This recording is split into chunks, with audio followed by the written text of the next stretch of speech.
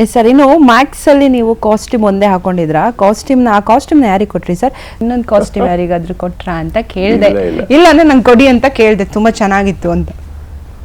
ತಗೊಳ್ಳಿ ಮ್ಯಾಮ್, ಕೊಡ್ತೀನಿ. ಬಟ್ಟೆ ಹಾಕೊಂಡು ಕೂರ್ತೀರಾ ಈ ತರ? ಇದಲ್ಲ ಸರ್, ನಾ ಕೇಳಿದ ಆ ಕಾಸ್ಟ್ಯೂಮು ಯಾವ್ದು? ಸಾಂಗ್ ಅಲ್ಲಿರೋ ಕಾಸ್ಟ್ಯೂಮ್. ಅದೇ ಅದು ಇದ್ರ ಮೇಲೆ ಇರುತ್ತೆ ಶರ್ಟ್. ಅದು ಓಕೆ, ಆ ಶರ್ಟ್ ಓಕೆ, ಇದು ಬೇಡ ಸರ್.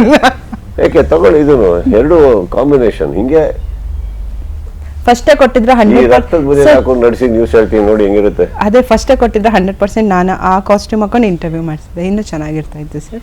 ಎಲ್ಲಿ ತಗೋಬೋದು?